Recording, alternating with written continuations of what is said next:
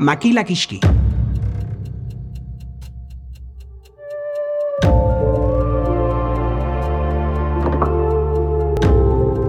Alabazan edo ez bazan, entzun dadila naiz irratian.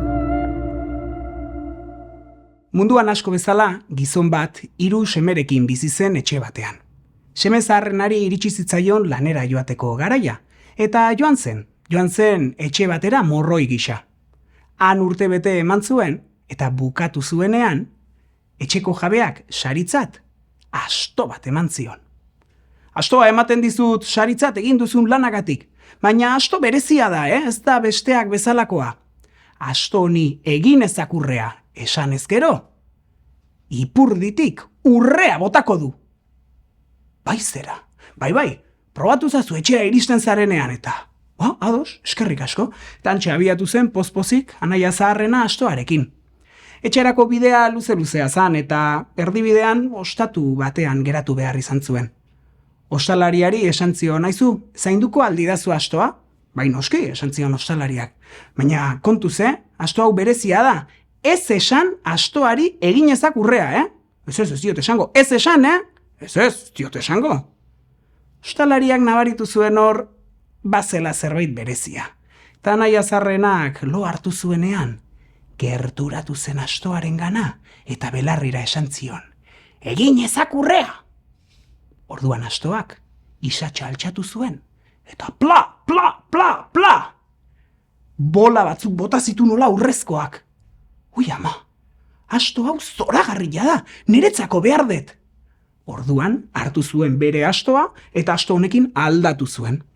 Urrengo goizean anaia zarrena esnatuta, konturatu gabe hartu zuen beste astoa, eta etxera eraman zuen. Eta kontatu zien etxekoi, begira, zer eman didan etxeko nagusiak saritzat. Asto honek egin ezakurrea esan ta, urrea botatzen du ipurditik ta. Abai, antxe jarri ziren danak astoaren inguruan da, egin ezakurrea! Eta astoak ezerrez? Egin ezakurrea! Eta astoak ezerrez. Egin ezakurrea! Eta orduan astoak isatxa altxatu. Orain! Eta pla! Kaka mokordo borobilak egin zituen. Tira, engainatuko zigun edo etxeko nagusiak, behintzat astoa dugu. Hola urteak pasatu ziren eta anai ertainari ere iritsi zitzaion etxetik alde egiteko garaia eta lanera joateko garaia. Eta joan zen etxe berdinera, morroi gisa. Urtebete pasatu zenean, etxeko jaunak, saritzat, gauza berezi bat eman zion. Mai bat emango dizut saritzat, esan zion. Baina mai hau berezia da, Ez da besteak bezalakoa. Mai honi esaten badiozu jarrezak bazkaria jartzen du berak bakarrik. Eta sekulako bazkariak gainera, babarrunak eta denetarik. Eskerrik asko. Hartu zuen maila eta pozpozik abiatu zen etxeruntz.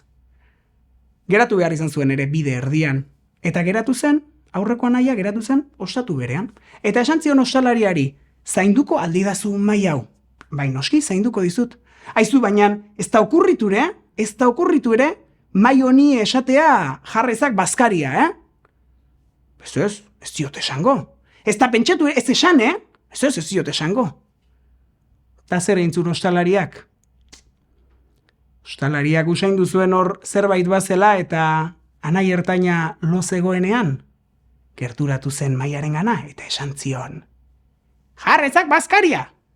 Eta orduan, maianan agertu zen mantel eder bat, babarrunak, lekak, denetik, dana, janez bete zan, ura dana, pastela handi bat, eta mai hau zoragarria da, niretzako behar dut.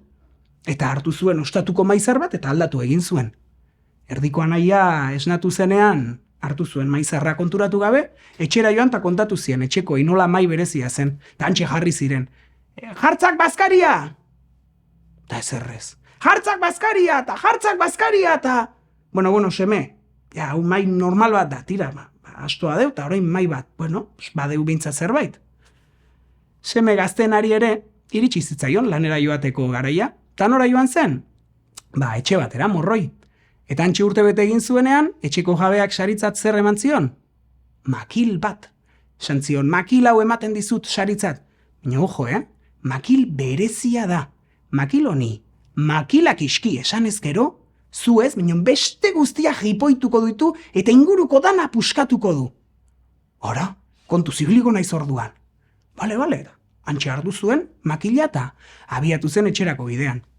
Etxea urruti eta ostatua erdibidean antxe geratu behar.